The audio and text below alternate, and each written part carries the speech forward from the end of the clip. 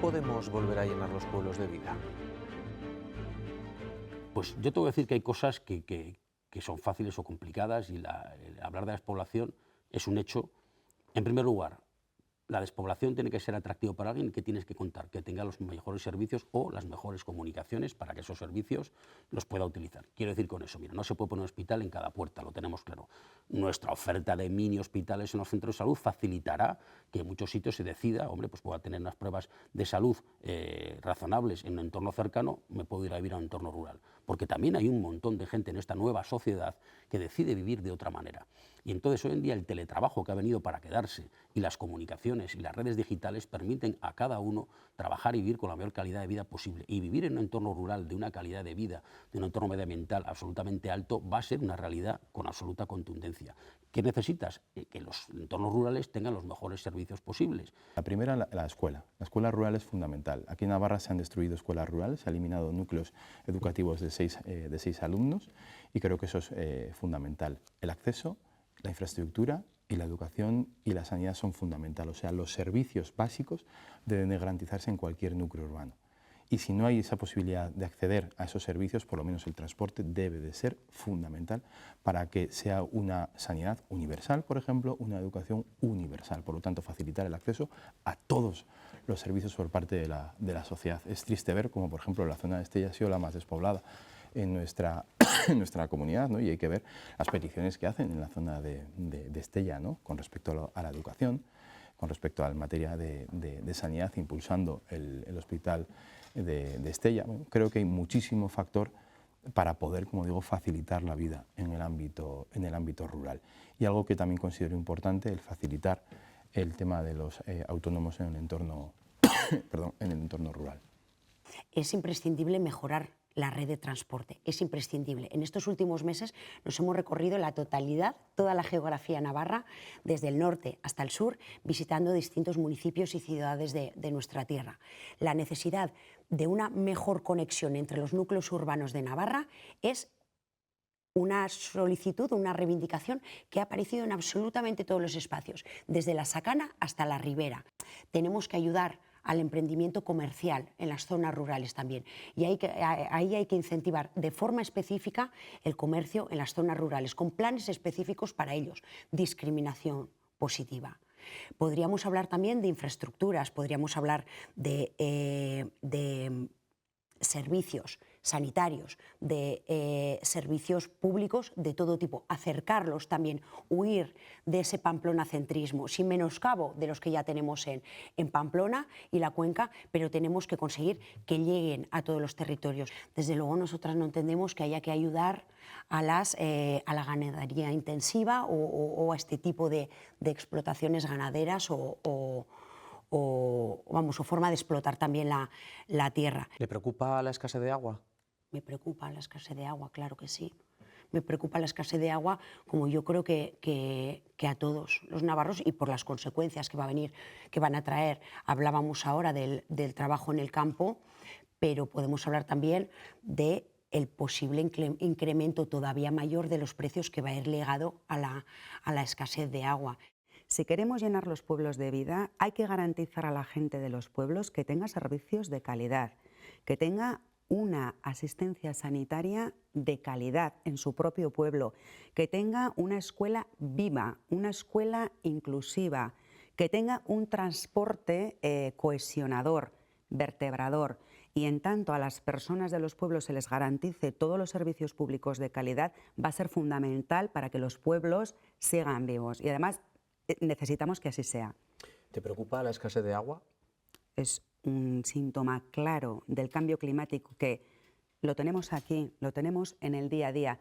Y sí, estoy muy preocupada porque, además de la incidencia que va a tener en nuestro día a día, veo el primer sector de Navarra atravesando una situación extremadamente complicada y vamos a ver qué ocurre el próximo verano. Hay que establecer medidas de protección y de ayuda al sector primario. Hay que hacerlo porque está atravesando una situación tremendamente complicada y será cuestión de analizar qué tipo de medidas, vamos a ver qué tipo de ayudas, qué tipo de medidas fiscales, pero creo que hay que hacer un esfuerzo especial con este sector que al fin y al cabo es quien nos proporciona cada día alimentos sanos, un sector fundamental que hay que mantener en Navarra. Tenemos que ser capaces de llevar la misma calidad de vida al último rincón de cualquier paraje de Navarra que a los entornos urbanos, que no solo son las grandes ciudades, hay entornos urbanos muy ricos en ciudades de 1.000, 2.000, 3.000 habitantes, pero es cierto que tenemos zonas en Navarra que requieren de medidas muy concretas. Son propuestas que tienen que mirar una por una las necesidades de cada una de nuestras poblaciones y solo así seremos capaces de revertir lo que nunca debió ocurrir, pero que se ha ido produciendo. Señora Barcos, ¿le preocupa la escasez de agua en el momento que estamos atravesando? Como a cualquier persona que tenga dos dedos de frente, no estamos en una pertinaz sequía, probablemente también, pero estamos ciertamente ante un cambio que va más allá de un ciclo o de una situación estacional. Lo estamos viendo en nuestro campo, lo estamos viendo en la ganadería misma, lo estamos viendo en las necesidades que tiene el sector primario, pero lo estamos viendo también y lo estamos empezando a notar en las necesidades que tiene la industria y cuidado que lo podremos llegar a ver en las necesidades que tiene la ciudadanía para el agua de uso de boca. En estos momentos donde tenemos que apostar muy fuerte y poner la mirada, lo comentaba el otro día en alguno de los debates que nos ha correspondido en esta campaña, la necesidad de que veamos de qué manera podemos ayudar, mimar y cuidar también nuestro sector primario, liberándolo de la carga que en los precios del producto del sector primario tiene otra parte del proceso hasta que llega a nuestras mesas ese producto, que es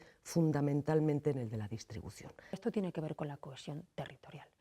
En las medidas que planteamos no solo es una única medida, yo creo que es una suma de medidas. La vivienda es una de ellas. Estamos viendo cómo hay jóvenes que se quieren quedar a vivir en su pueblo, pero que no hay promoción de vivienda en su pueblo. Eso lo tenemos que solucionar, garantizando unos buenos servicios públicos también en los pueblos, que tengan su atención sanitaria, el tema de las escuelas rurales, que de hecho hemos revitalizado alguna escuela rural que bueno, pues no tenía población y tuvo que cerrarse en su momento. También extendiendo la cultura también a nuestros pueblos, porque la cultura también es algo que puede hacer cohesión territorial, y el empleo, el emprendimiento en los pueblos, el modelo cooperativo es un modelo que puede funcionar bien en los pequeños pueblos, y luego hemos hecho también pequeñas medidas fiscales, bueno, pues el traspaso, por ejemplo, pues de fincas o de tierras de la gente que quiera quedarse a vivir allá. ¿Y el futuro de la agricultura y la ganadería? ¿Hasta qué punto le preocupa?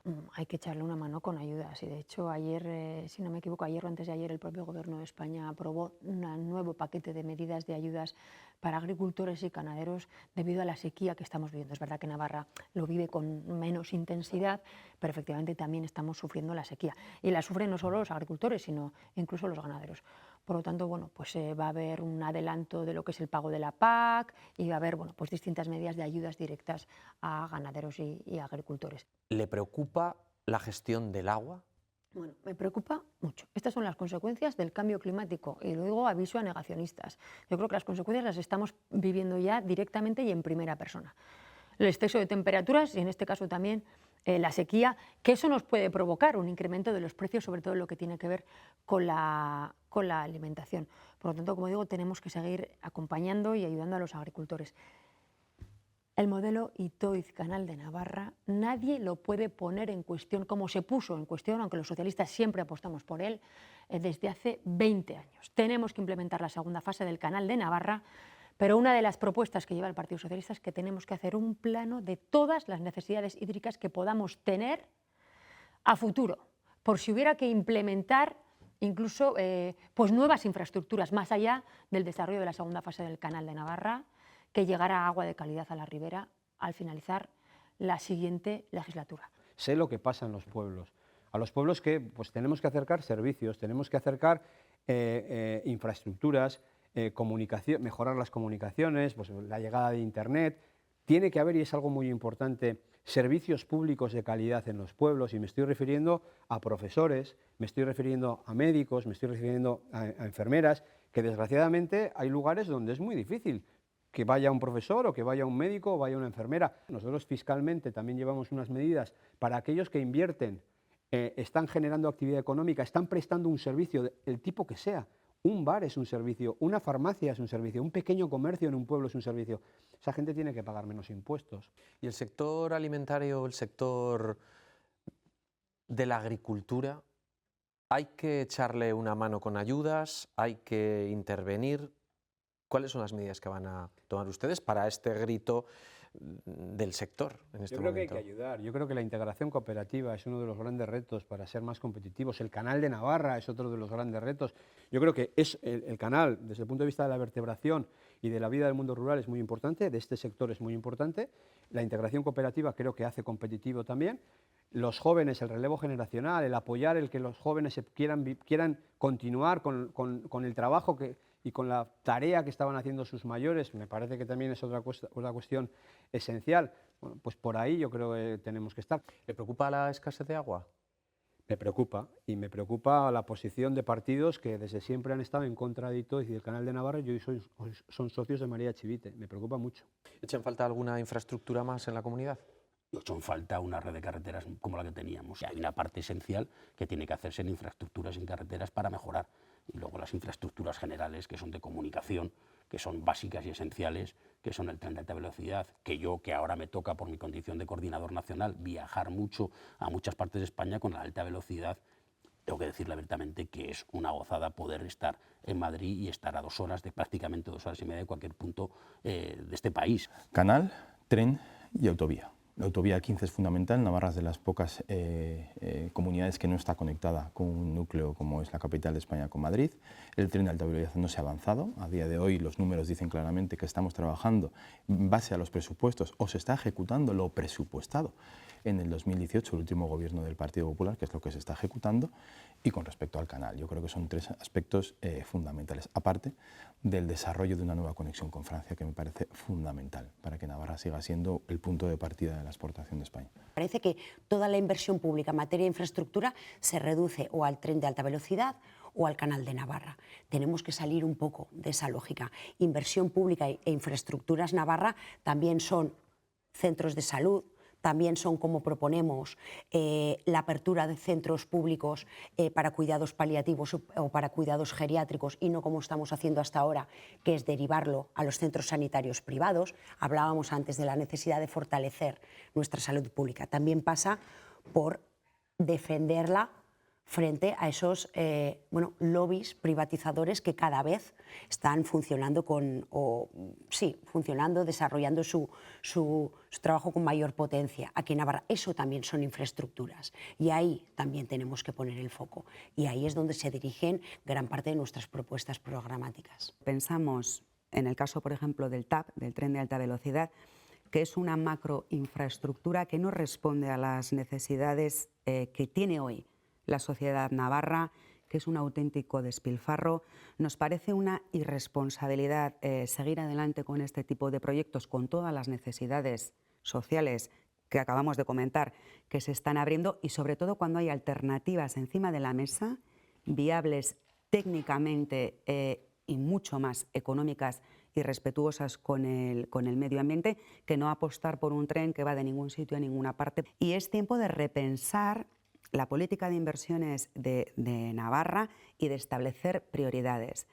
Bueno, en cuanto al Canal de Navarra, también nos parece que lo correcto es hablar de inversiones dimensionadas a las necesidades reales, porque, insisto, cada vez va a haber más necesidades sociales y pienso que es tiempo de priorizar claramente en qué invertimos el dinero, porque en el tema del Canal de Navarra también hay otras alternativas. Hay soluciones más dimensionadas que no llevar todo el agua y de una sola vez.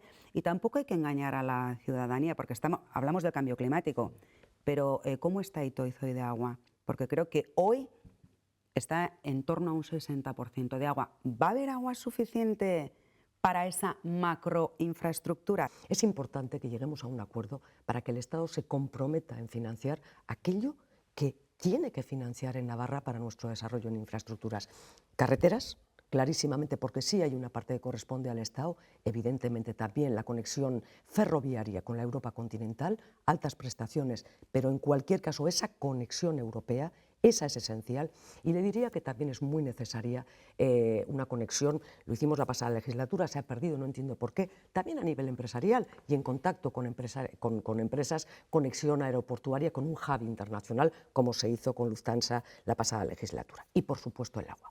tenemos que ir al Canal de Navarra, esa segunda fase que ya se redimensionó la pasada legislatura, que está ya para poder hacerse, digo, en proyecto, pero claro, necesitamos que el Gobierno de Navarra y el Gobierno del Estado firmen, Canasa, ese convenio de financiación, es esencial, si no, hombre, podemos prometer lo que queramos, pero si no hay convenio de financiación con el Estado, no tenemos nada encima de la mesa. Sin duda lo que tiene que ver con el tren de altas prestaciones. Yo creo que llevamos demasiados años de retraso.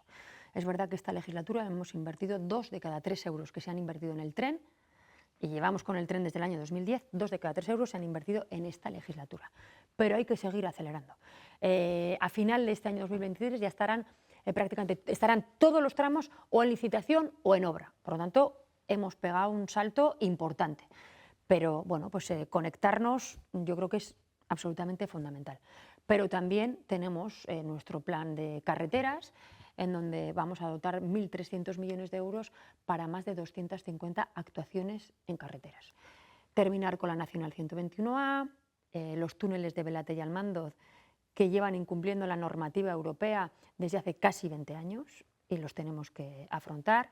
También la autovía de Tudela-Medinaceli, que ya ha salido a estudio ese proyecto que tenemos que hacer para esa autovía, y luego bueno, pues, también seguir con, bueno, pues también con carreteras, porque nosotros también entendemos que las carreteras son fundamentales también para atajar la despoblación. Le falta terminar el canal, llegar a la Ribera, llegar a Ablitas, le falta el tren de alta velocidad, le falta, para mí, el desdoblamiento, hacer un 2+2 con la Nacional 121A, y luego pues la autovía a Madrid famosa, que yo creo que es la obra de nunca acabar.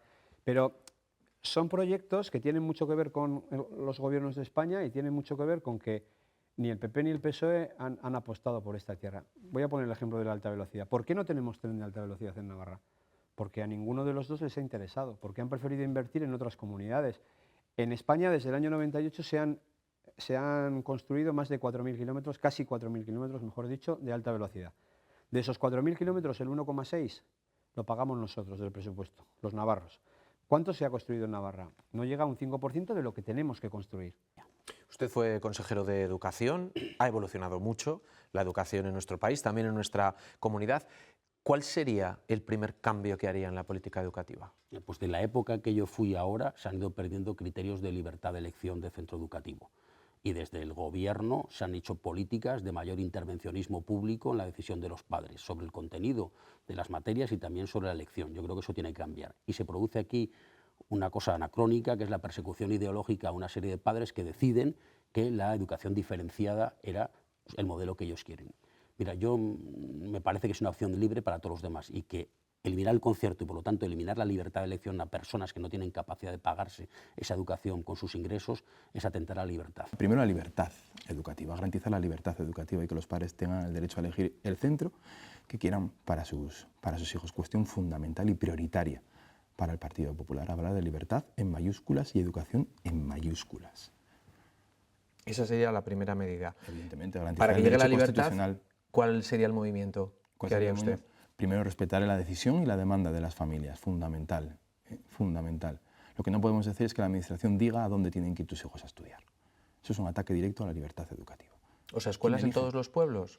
Escuelas en todos los pueblos y escuelas de todo tipo, evidentemente, y que los padres puedan elegir libremente la educación. Si yo quiero estudiar en inglés, puedo acceder a un centro en inglés. ¿Por qué no? Pero si solamente hay 4 alumnos en un pueblo, hay que construir un colegio. Y entonces, estábamos hablando antes de despoblación.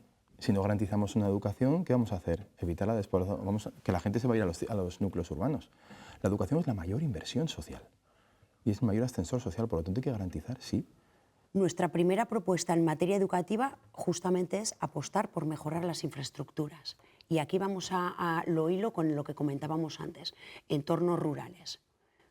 En la actualidad, o en esta última legislatura, la mejora de nuestros centros educativos, de nuestros colegios, se ha financiado en periodo presupuestario a través de enmiendas, y esto las personas que nos escuchen, que conozcan el cole de su pueblo o que trabajen en el ayuntamiento de su pueblo, me van a entender perfectamente. Ha habido colegios que han instalado las cubiertas de sus patios a través de una enmienda presupuestaria. Hombre, eso no puede ser, eso no es serio. Lo que tiene que haber es un plan, un análisis en conjunto de en qué estado se encuentran las infraestructuras de nuestros colegios y que desde el Gobierno de Navarra y con una propuesta avalada por todas las fuerzas progresistas, pues incida por igual en todos los centros, que no tengan que depender de la negociación que hace cada ayuntamiento en periodo presupuestario. Debemos trabajar por una educación en la que no tenga lugar, no tenga cabida la segregación, y por hacer de las escuelas rurales, de las escuelas de todos los pueblos de Navarra, como decíamos, escuelas vivas, que cohesionen y que integren, y a lo mejor dejar a un lado ese punto de vista tan centralista que también impera en el sistema educativo navarro. Hay que trabajar por un sistema educativo público y comunitario de calidad que garantice la educación también a toda la ciudadanía navarra y también, en este caso, repito, independientemente de dónde vivan. ¿Qué le preocupa de la segregación en la educación, en los colegios? La segregación de género pensamos que no ayuda a educar en igualdad. Pensamos que no se puede educar en igualdad cuando se segrega por sexos. Pensamos que no se debe financiar con dinero público la educación que segrega, porque el mundo no está segregado, la vida no está segregada.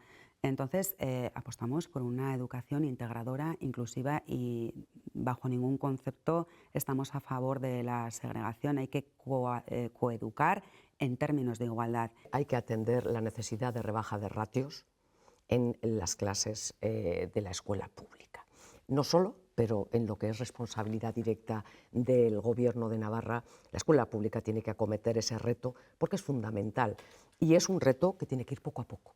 Pero si no empezamos nunca, no llegará nunca. La pasada legislatura ya iniciamos la recuperación de lo que los gobiernos de UPN y con la crisis del año 2008 nos habían dejado de ratios excesivas de alumnos por aula.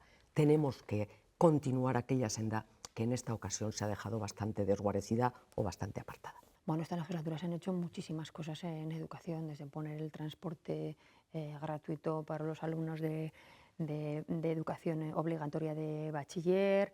Hemos empezado con la gratuidad del 0,3 que va a ir progresivamente y queremos que en la próxima legislatura todas las plazas públicas de 0,3 sean gratuitas. Hemos incrementado las plazas de FP un 25%. Hemos dado estabilidad presupuestaria a la universidad pública para que pueda seguir creciendo también en su campus de Tudela. Pero bueno, tenemos retos para la próxima legislatura. Seguir desplegando la FP, que es un modelo de éxito, sobre todo la FP dual, la gratuidad total del 0,3. Seguir formando, porque es algo necesario, en competencias de idiomas, dándole estabilidad al PAI y terminando por construir el modelo PAI. Ahora le estamos dando estabilidad a los profesionales, al currículum del PAI y también las competencias digitales. Y ahí tenemos que incrementar ese material en competencias digitales. Y también llevar la coeducación, porque también la educación en valores es muy importante a todos los niveles educativos.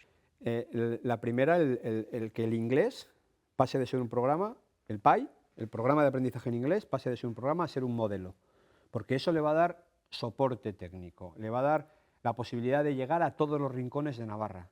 Y yo creo que tiene que haber igualdad de oportunidades para poder aprender inglés. No solo tienen que poder aprender inglés los hijos de las familias que pueden mandar a sus niños y niñas a Irlanda o pueden pagarles una academia. No puede ser esto así.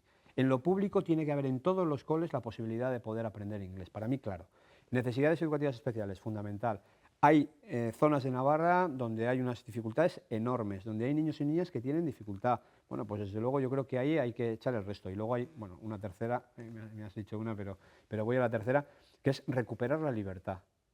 La libertad que se ha quitado a las familias, que ahora mismo hay familias que no pueden elegir el modelo educativo que quieren para sus hijos. Las familias que quieren llevar a sus hijos a un cole de la diferenciada no pueden elegirlo. Si no tienes dinero para pagarlo, no va a haber conciertos. Esto es un dato claro y objetivo. Hay familias que en algunos pueblos de Navarra no pueden llevar a sus hijos a aprender inglés porque no está el modelo en inglés y lo tienes que llevar a otro pueblo. Usted fue el primer consejero de un gobierno de centro-derecha en asistir a un nafarroñés. Si pudiera, en estos momentos, ¿haría modificación en la política lingüística? Bueno, yo creo que sí. no tanto en la política lingüística, en la oferta de modelos. Yo creo que fundamentalmente hay algo que llevamos arrastrando muchos años y que no hemos podido conseguir, parece obvio, pero no hemos podido conseguirlo, es que los contenidos de algunos centros de modelo D, se adecúen a la Constitución. Parece una barbaridad, pero es que no se adecúan a la Constitución. Por lo tanto, eso hay que trabajarlo. Y ese es el único pero que le pongo a algunos contenidos de algunos modelos D. Y luego, en materia lingüística, ¿qué me parece que, y yo que he sido un consejero que he tratado, creo que como merecía el euskera, que favorecí la universalización de los conciertos a las ikastolas que entonces no estaban concertadas y que planteamos que hubiera modelo de en toda la comunidad foral, sí que digo, se produce una discriminación a posteriori. Yo soy de Tudela. En Tudela, que respetamos muchísimo el euskera, pero no forma parte de nuestra cultura ni de nuestra lengua. Forma parte por ser navarros. O sea, a fuer de ser navarros, aceptamos y digamos, queremos cuidar y mantener el euskera, pero no forma parte de nuestra lengua, de nuestro entorno cultural. No es que lo rechacemos, que no lo rechazamos, pero finalmente no forma parte. Por lo tanto, si yo me formo en Tudela, por ejemplo, y te vas a aspirar a una plaza en Pamplona, que es zona mixta, a mí van a exigir como mínimo, como mérito, el euskera, no como requisito, pero como mérito. Y yo digo, ¿por qué? Si yo quiero ser médico, me he formado, vengo aquí y como la plaza de traumatólogo me la sale en Pamplona, resulta que entonces yo, que soy de Tudela, donde el euskera no forma parte de mi entorno social ni cultural, pero ¿por qué tiene que contar? Lo mismo que hablaba de la libertad. Aquí nadie tiene que oponer a que nadie estudie, si quiere, euskera. Lo que no voy a hacer es imponer y utilizar el euskera en contra de nadie y generar división por el euskera, absoluto. Utilizar y sacarlo fuera del día a día de la política y, como digo, garantizar el derecho a quien quiera estudiar en euskera, fundamental. Lo mismo que te habla de libertad educativa, tenemos que hablar de la libertad en general, en todos los términos. ¿Y libertad a vivir en euskera? Si uno quiere. Otra cosa es que nadie le imponga el modelo en euskera, a nadie, que eso es lo que se está haciendo. Y lo que no vamos a hacer, el Partido Popular lo que no va a hacer es imponer a nadie nada. Hablamos de libertad, como decía antes, en mayúsculas. Y si hay alguien que quiere estudiar euskera, ¿por qué no? ¿Quién soy yo para decirle a alguien que no estudie en euskera? ¿Qué le parece la zonificación? ¿Qué me parece la zonificación? Me parece que son unos principios establecidos acorde a la realidad social, pero creo que hay que ajustarse mucho más a la realidad social en su conjunto y no al momento puntual. Y luego acceder a una zona no mascófona como salir debería de ser igual, garantizarse la entrada y la salida. ¿Cómo debería valorarse desde la función pública a la hora de acceder a un empleo? Ajustada a las necesidades que tienen. No es lo mismo una persona que quiera acceder a un puesto de administración pública en Tudela que lo mismo que pueda ser en el norte. Evidentemente hay que hacer una estimación, una valoración y siempre en función, como digo, de la realidad social en la que vive Navarra. En Navarra se tiene que ajustar, como digo, a ese porcentaje mínimo que gente, por ejemplo, en la Ribera habla en euskera, que no llega ni al 2%. Por lo tanto, ¿por qué vamos a impedir que cualquier persona que hable o que tenga mayor posibilidad de acceso? No. Yo creo que hay que ajustar a esa necesidad y a esa realidad, que algunos, por cierto, no quieren ver. Creemos que el actual modelo de zonificación está dando muchísimos problemas y eso no lo decimos nosotros, eso es una realidad. Nosotros proponemos eliminar la zonificación, pero ojo, y aquí sí me gustaría ser muy clara, porque he visto, no sé si de forma interesada, que hay otras fuerzas políticas que asocian la eliminación de la zonificación a la imposición, en absoluto. Voy a poner dos ejemplos muy gráficos. Acceso al empleo público. Una persona que opta a un puesto público, en Elizondo no se le puede exigir el euskera, igual que si opta ese puesto público en Ablitas. En un sitio tendrá que ser considerado requisito y en otro sitio tendrá que ser considerado un mérito. Y voy a poner otro ejemplo también muy gráfico. Educación. Si hay dos padres, madres, dos familias que quieren que sus hijos estudien en euskera, sus dos hijos en Murchante, pues allí no se va a poder implantar el modelo D. Pero si ya son ocho crías que da para una unidad didáctica, sí. Es hora de tener una nueva ley del euskera en Navarra. ¿Para hacer qué cambios? Bueno, el 62% del total del alumnado de Navarra no tiene ningún contacto con el euskera, con nuestra lengua, y eso me parece muy triste porque se les está negando un derecho a vivir y aprender en su propia lengua con todo lo enriquecedor que eso es. Entonces, desde Euskal Herria Bildu vamos a trabajar por superar la zonificación, que lo que hace es encorsetar el euskera y restar derechos a la ciudadanía para avanzar. Siempre el bilingüismo, hay cantidad de estudios, muchísimos estudios que evidencian, que demuestra todas las ventajas. Más cuando hablamos de nuestra propia lengua, habría que poder garantizar a todo el mundo que tenga unos conocimientos mínimos de euskera, independientemente de la zona de Navarra en la que viva. Como Gero Abay, en el Parlamento, nosotros seguiremos trabajando porque la oficialidad del euskera llegue a todo el territorio. Cuidado, que no agrede los derechos de ningún no vascoparlante. No es cierto, revísese, mírese, es así. Y sin embargo sí se están agrediendo los derechos de quienes sí quieren que sus hijos estudien en euskera o hablan en euskera y quieren hacerlo en sus ciudades, en Tudela. ¿Alguien cree que los niños y niñas que van a la Ikastola de Fontellas no son riberos? ¿Alguien cree que sus padres y madres los llevan a la Ikastola de Fontellas viviendo, no sé qué decirles, en Vera o en Pamplona? Son riberos, son niños y niñas de la ribera y sus derechos ahí están conculcados. Por lo tanto, yo desde el Parlamento trabajaría eso. En el Gobierno no es eso lo que compete y por lo tanto, sí, políticas lingüísticas, fíjese, que ayuden a superar este enzarzamiento partidario deliberadamente utilitarista que tanto daño nos hace a los navarros, enfrentándonos a algo que debiera ser un tesoro para todas y todos nosotros. Ustedes esta legislatura han sido socios de gobierno, Sí. y esto les ha separado más que les ha unido. Pero sobre todo, como digo, porque el Partido Socialista no ha cumplido con lo que se había comprometido en el acuerdo programático, que era llevar ese desarrollo del decreto de méritos para que en concursos de méritos, en el tránsito y en el desarrollo de la administración foral, el euskera en todo el territorio pueda, lógicamente, meritar tanto, cuidado, como el francés, el inglés o el alemán. Ahí es nada. Toda aquella persona que quiera estudiar en otra lengua que también es propia de nuestra comunidad, en la lengua que también es propia de nuestra comunidad, que es el euskera, pueda hacerlo. Por eso hemos incrementado la financiación a Euskara Bidea, que es sobre todo educación de adultos. Incluso hemos abierto dos nuevas unidades de modelo D, porque siempre hemos dicho que cualquier niño y niña que quiera estudiar en el euskera, independientemente de la zona de Navarra en la que esté, pueda tener acceso a esa educación, lo mismo que las personas mayores en la formación no reglada. Y bueno, desde luego nuestra filosofía es política lingüística desde la voluntariedad y no desde la imposición. Y respetando la realidad sociolingüística de nuestra comunidad. El acceso a la función pública también tiene que responder a la realidad sociolingüística de nuestra comunidad. Y nosotros como Partido Socialista no compartimos que se valore como mérito el tema del euskera en una parte de Navarra en el que ni el 1% de la población tiene conocimiento del euskera. ¿Usted considera que la zonificación tiene que continuar? La zonificación se debe adaptar a la realidad sociolingüística. Así lo pone en la Ley Foral del Euskera, una ley foral que, por cierto, impulsó el Partido Socialista y que creemos que está plenamente en vigor, porque esa ley permite ir modificando las zonas lingüísticas en función de la realidad sociolingüística de cada una de las zonas, que puede seguir avanzando el euskera o no y adaptarse a esa realidad. Navarra es muy diversa, en el norte se habla euskera. Yo tengo parlamentarios que son euskaldunes, que piensan en euskera, que rezan en euskera. En el norte se habla euskera, en la Pamplona y la comarca de Pamplona muy poco. De Pamplona hacia abajo prácticamente nada. Esta es la foto de verdad, lo demás es un cuento chino. Entonces, hay que adaptarse a esa realidad, sin imponer absolutamente nada. El que quiera aprender euskera, que aprenda euskera.